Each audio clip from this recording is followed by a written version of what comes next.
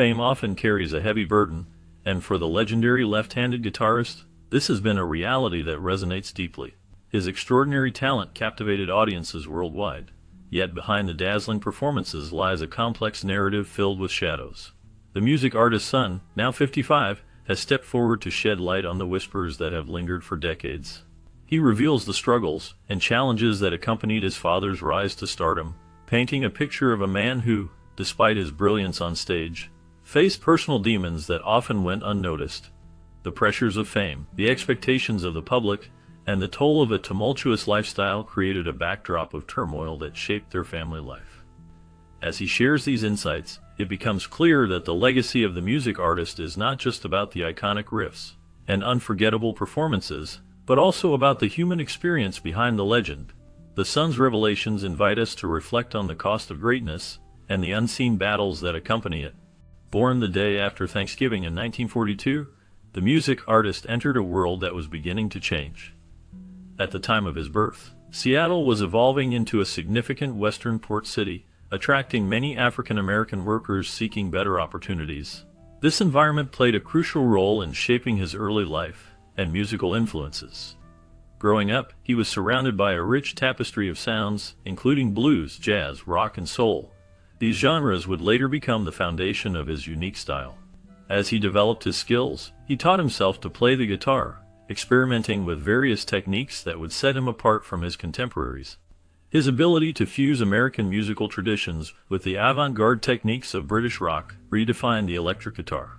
The music artist's innovative approach and extraordinary talent earned him recognition as one of the greatest and most influential electric guitarists in popular music history.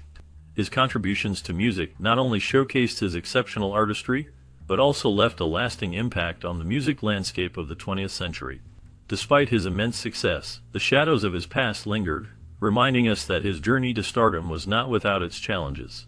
The music artist's legacy continues to inspire countless musicians and fans around the world, solidifying his place in the annals of music history. When he was born, his father Al was a 23-year-old private in the U.S. Army stationed at Fort Rucker, Alabama. His mother, Lucille Jeter Hendrix, was only 17 and still a schoolgirl in Seattle. They married on March 31, 1942, at the King County Courthouse in a quick ceremony. However, they only lived together as husband and wife for 3 days before Al was shipped out to serve in World War II.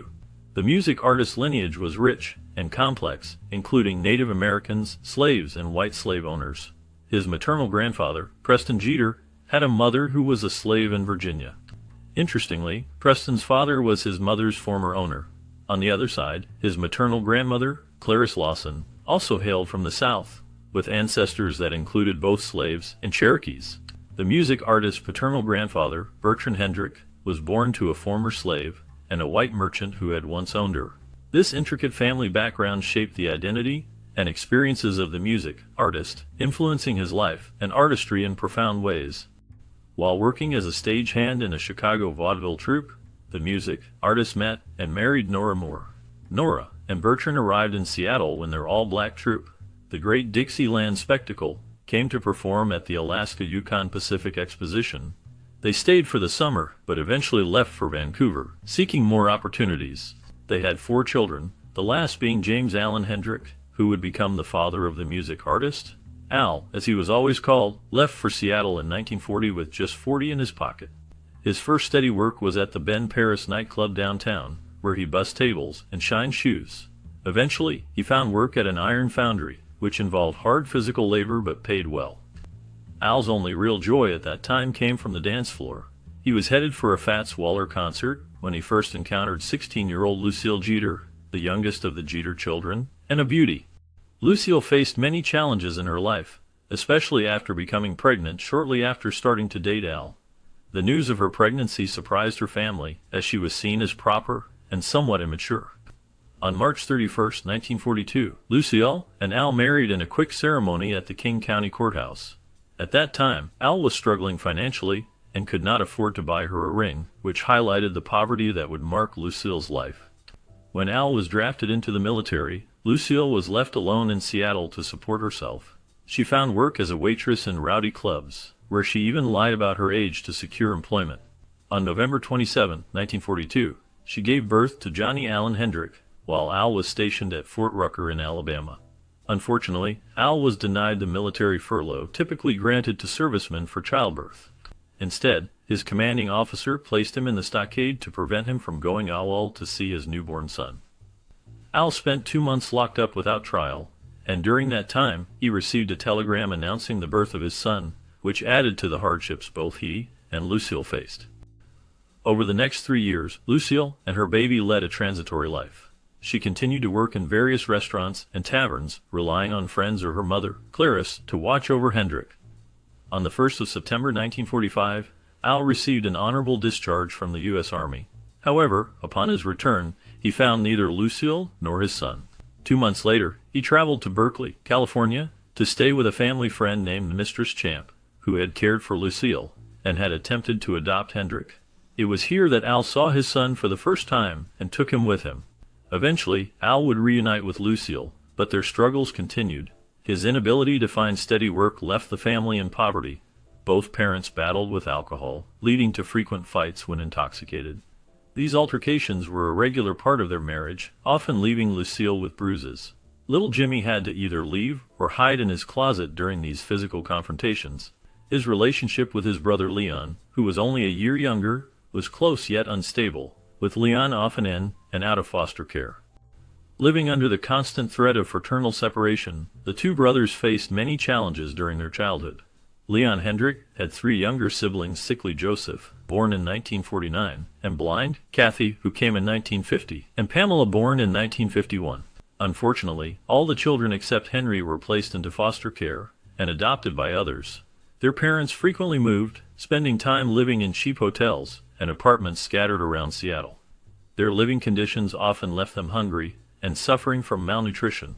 Leon and his brother had to rely on kind-hearted neighbors for meals, and at times resorted to stealing from grocery stores as they hid from the welfare department, which became a part of their daily routine.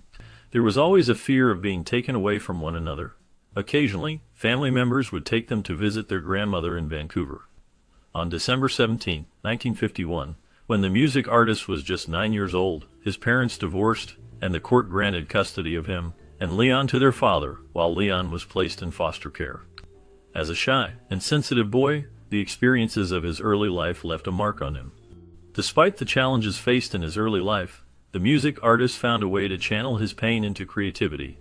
He later opened up about suffering sexual assault from a uniformed man, which added to the weight of his childhood trauma. However, amidst these dark experiences, a dream began to thrive, illuminating his path. During the mid-1950s at Horace Mann Elementary School in Seattle, he discovered his passion for music. His unique habit of carrying a broom to emulate a guitar caught the attention of the school's social worker. She recognized his need for a real instrument and wrote a letter requesting funding for underprivileged children, emphasizing that denying him a guitar could lead to psychological damage. Unfortunately, her efforts were in vain, and his father, Al, refused to buy him a guitar. This lack of support did not extinguish the music artist's spirit. Instead, it fueled his determination to pursue his passion for music, ultimately leading him to become one of the most influential figures in rock history.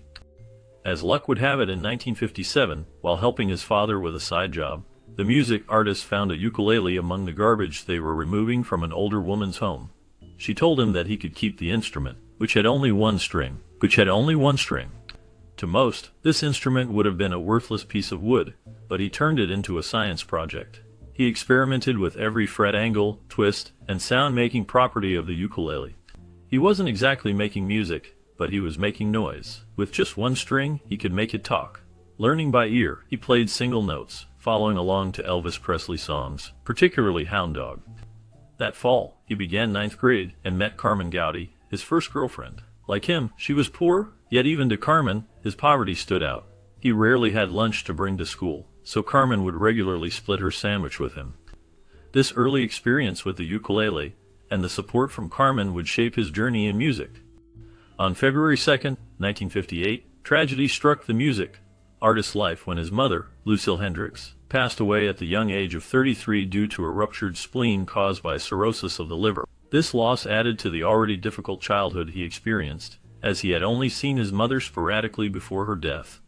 During her funeral, his father, Al, chose not to take him, and his brother Leon to attend. Instead, he gave them shots of whiskey, insisting that this was how men should cope with loss. This event cast a shadow over the rest of his childhood. That same year, he completed his studies at Washington Junior High School and began attending Garfield High School, although he did not graduate. Years later, as he gained fame, he began to mythologize his past, telling reporters a fabricated story about being expelled from Garfield for holding hands with a white girlfriend in study hall. While such incidents did occur during that time, his own tale was entirely made up. After dropping out, the music artist developed a deep passion for music. At the age of 15, he acquired his first acoustic guitar for just 5. He dedicated countless hours to practice, often watching and learning from more experienced guitarists. His love for blues music grew as he listened to legends like Muddy Waters, B.B. King, Howlin' Wolf, and Robert Johnson. Despite never taking formal music lessons, he immersed himself in the craft. Shortly after getting the acoustic guitar, he formed his first band, the Velvetones. However, without an electric guitar, he struggled to be heard over the group. Realizing the need for an electric guitar, he convinced his father to buy him a white Supro Ozark in mid-1959. His first gig was with an unnamed band at the Jaffe Room in Seattle's Temple to Hirsch, but he was fired between sets for showing off. He then joined the Rocking Kings, performing at venues like the Birdland Club. When his guitar was stolen, a friend replaced it with a red Silvertone Dane Electro. He continued to hone his talent, but due to misconduct, his freedom was cut short, putting his dreams on hold. After facing legal troubles for riding in stolen cars, the music artist was given a choice between prison and military service. He chose to enlist in the Army on May 31, 1961. Following 8 weeks of basic training at Fort Ord, California, he was assigned to the 101st Airborne Division at Fort Campbell, Kentucky. Upon arrival, he expressed to his father that he was struggling with the harsh realities of military life. He had left his guitar in Seattle with his girlfriend, Betty G. Morgan, and requested that his father send it to him. His father complied, sending a red Silvertone Dan electro guitar that the music artist had personalized with the words Betty Jean. His passion for the instrument often distracted him from his duties, leading to teasing and even physical abuse from fellow soldiers, who once hid the guitar until he pleaded for its return. In November 1961, fellow serviceman Billy Cox discovered him playing at an Army club and was impressed by his unique style, which blended elements of John Lee Hooker and Beethoven. They began to perform together on weekends with a group called the Casuals. The music artist completed his paratrooper training and received the Screaming Eagles patch in January 1962. However, by February, his behavior drew criticism from superiors, who noted his lack of interest in military life and poor performance as a marksman. On May 24, his platoon sergeant filed a report stating that the music artist had no interest in the Army and recommended his discharge. On June 29, 1962, he was granted a general discharge under honorable conditions, allowing him to pursue his musical dreams. After leaving the military, the music artist moved to Clarksville and then to Nashville, Tennessee, where he began to play gigs on the Chitlin circuit. This was a crucial time for him as he earned a spot in the backing band for the Isley Brothers and later worked with Little Richard. His collaboration with Little Richard lasted until mid-1965. By the end of that year, he had played with several marquee acts, including Ike and Tina Turner, Sam Cooke, Wilson Pickett, Slim Harpo, and Jackie Wilson. However, he eventually parted ways with Little Richard to form his own band, Jimmy James and the Blue Flames. This marked a significant shift as he transitioned from being a backline guitarist to taking the spotlight as the lead guitarist. Despite his talent, he faced numerous setbacks, including terminations, financial struggles, and the failure of many of his albums to chart. Throughout the latter half of 1965 and into early 1966, he played smaller venues in Greenwich Village. A pivotal moment came during a July performance at Café Wa, where he caught the attention of the Animals bassist Chas Chandler. This encounter marked the beginning of his rise to success. Chandler was impressed with the music artist's performance and returned in September 1966 to sign him to an agreement that would have him move to London to form a new band. Before relocating to England in late 1966, he played with Curtis Knight and the Squires. Within months of moving, the music artist had earned 3 UK top 10 hits with his band, The Experience, which included bassist Noel Redding, drummer Mitch Mitchell, and himself. The Experience's first single, Hey Joe, spent 10 weeks on the UK charts, peaking at number 6 in early 1967. This debut single was quickly followed by the release of a full-length album titled Are You Experienced?, a psychedelic musical compilation featuring anthems of a generation. This classic has remained one of the most popular rock albums of all time, showcasing tracks like Purple Haze, The Wind Cries Mary, Foxy Lady, Fire, and Are You Experienced? Their debut album, Are You Experienced, spent an impressive 33 weeks on the UK charts, peaking at number 2. This solid foundation was further solidified with the release of the hit single Purple Haze in March 1967, which climbed to number 3 on the UK charts.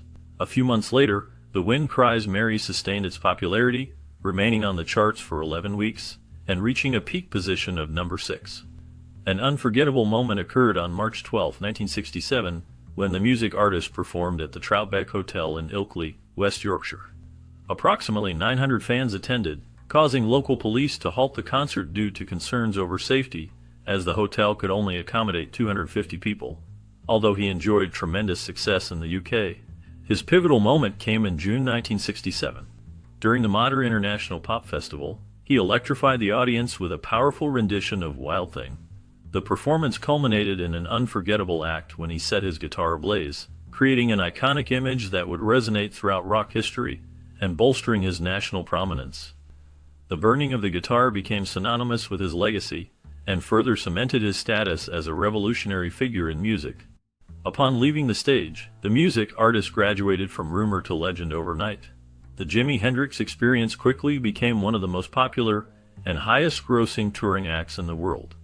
In 1968, the artist's third and final studio album, Electric Ladyland, reached number 1 in the US. This double LP was his most commercially successful release and marked his only number 1 album. By this time, he had become the world's highest-paid rock musician. He headlined the iconic Woodstock Festival in 1969, a performance that solidified his status in music history, and followed it up by headlining the Isle of Wight Festival in 1970. However, with fame came several romantic escapades and unsteady relationships that added to his dramatic life experiences. These elements of his personal life often intertwined with his public persona, creating a complex narrative that captivated fans and critics alike. While many black men faced severe consequences for dating white women during the era, the music artist freely pursued relationships with individuals of all backgrounds, regardless of color, religion, or social status. His remarkable musical talent seemed to transcend racial boundaries, drawing admiration from many women. Some attributed his charm to the stereotypes surrounding black men, which added to his allure. His romantic life was filled with a variety of experiences, ranging from serious relationships to casual flings, yet he never married. His first girlfriend, Betty G. Morgan, was someone he dated in high school. Their relationship ended when he was called to military duty, but he honored her memory by having her name painted on his guitar in 1963. Before rising to fame, he fell for Lathafen Pryden, who inspired the song Foxy Lady. However, their relationship was short-lived, as she was a free spirit, and he struggled with the idea of sharing her with other men. In 1965, the music artist met Devin Wilson, and their relationship was marked by complexity and intensity. They dated for a couple of years, during which they supported each other's excessive habits. Devin would often procure drugs and women for him, indulging in the lifestyle that surrounded them. However, she found little support from his entourage, which added strain to their bond. The song Dolly Dagger is believed to have been inspired by her, reflecting the tumultuous nature of their connection. As his career began to soar, he became increasingly distant. The more successful he became, the more aloof he appeared, which fueled Devin's jealousy and possessiveness. Their relationship reached a breaking point, culminating in a chance encounter in London on the day he died. Unfortunately, nothing came of that meeting. After his passing, Devin struggled to cope with the loss, and upon returning to the United States, her addiction to drugs worsened. Tragically, in February of the following year, she jumped from the balcony of the 8th floor of the Chelsea Hotel. During the peak of his career, the music artist was in a relationship with Kathy Etchingham, who served as the inspiration for some of his successful songs. One notable track is 1983, A Merman I Should Turn to Be, which was created after a playful argument about mashed potatoes. Their relationship had its ups and downs, but Kathy often reflected that most of their time together was filled with happiness. However, they eventually called it quits in 1969 as their relationship became toxic after 3 years of dating. Another significant figure in his life was Eva Sundquist, a Swedish woman with whom he had a brief but impactful relationship. She gave birth to their son, James Daniel Sundquist, in 1969, although the music artist never met his son. Legal battles over inheritance later acknowledged James as his child. Carmen Barrero, a former Playboy Club bunny, was also a key figure in his life. Their passionate relationship was often marked by violence and ended abruptly during a concert in Germany in January 1969. Meeting German champion skater Monika Dannemann marked a significant moment in the life of the music artist. She quickly fell for his charms, and they spent several nights together. At that time, he was known as a ladies' man, and the women he dated were aware of his reputation. However, it seemed that Monika left a lasting impression on him.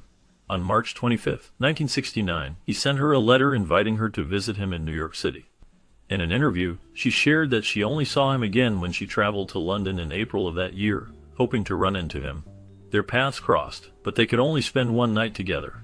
During this time, he was also involved with Danish model Kirsten Neffer, who, according to the Danish press, was engaged to him. When Kirsten left London for work, he reconnected with Monika, and they spent 4 days together before he was found dead in her apartment. The pressures of fame and complicated relationships likely contributed to his struggles, leading him to seek solace in drugs, which became the only stable company he could maintain. The temptation of drugs became a significant part of the music artist's life, starting from his early days in a small club in Clarksville, Tennessee, in July 1962. Drawn in by the live music, he stopped for a drink and ended up spending most of the $400 he had saved during his time in the Army. Alcohol soon became a major issue for him, leading to fits of anger and even rare bursts of violence. His first experience with LSD occurred in late 1966 when he met Linda Keith, with his earliest use at the Monterey Pop Festival. Before that, he had only used drugs sporadically, including cannabis, hashish, amphetamines, and occasionally cocaine. After 1967, he began using cannabis, hashish, LSD, and amphetamines regularly, especially while touring. When he mixed alcohol with drugs, he often became angry and violent, displaying a destructive fury that was unusual for him. In January 1968, while in Sweden for a European tour, he got into a drunken brawl at a hotel, injuring his hand and facing legal consequences. Later, while under the influence, he accused a friend of theft, leading to a violent confrontation. His struggles with alcohol and drugs also affected his relationships, as seen in an incident where he injured his girlfriend during a jealous rage. On May 3, 1969, while passing through customs at Toronto International Airport, authorities discovered a small amount of heroin and hashish in the luggage of the music artist. This incident led to charges of drug possession, and he was released on a $10,000 bail. He was required to return for an arraignment hearing on May 5. The situation proved to be quite stressful for him, weighing heavily on his mind during the 7 months leading up to his trial in December 1969. During the jury trial, he testified that a fan had given him a vial of what he believed to be legal medication, which he had inadvertently placed in his bag. Ultimately, he was acquitted of the charges. However, despite this legal victory, the music artist continued to struggle with his personal demons, which would later have a significant impact on his life and career. On September 17, 1970, the music artist spent his final hours in London with Monika Dannemann, who prepared a meal for them at her apartment in the Samarin Hotel. They shared a bottle of wine before she drove him to an acquaintance's residence around 1:45 a.m. After about an hour, she picked him up and returned to her flat at 3:00 a.m. the next morning. Dannemann awoke to find him breathing but unresponsive. She called for an ambulance at 11:18 a.m., which arrived 9 minutes later. Paramedics transported him to St. Mary Abbott's Hospital, where he was pronounced dead at 12:45 p.m. A post-mortem examination revealed that he had aspirated his own vomit and died of asphyxia while intoxicated with barbiturates. Dannemann later disclosed that he had taken 9 of her prescribed sleeping tablets, far exceeding the recommended dosage. His body was flown to Seattle for a service attended by over 200 people, and he was interred at Greenwood Cemetery. The circumstances surrounding his death remain shrouded in mystery, with many speculating about the role of his manager, Michael Jeffrey, who faced accusations of exploitation and even murder.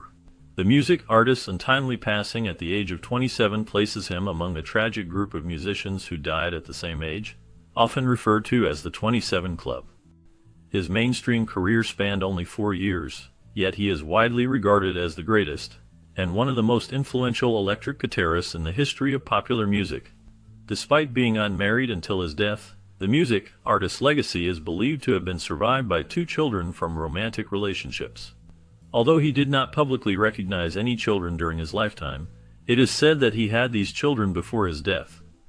Thomas James Hendrix, born on February 11, 1967, in Minneapolis, is reported to be the oldest daughter, the product of his relationship with Diane Carpenter in 1966. Diane, age 16, lived with the 23-year-old in California and later in New York.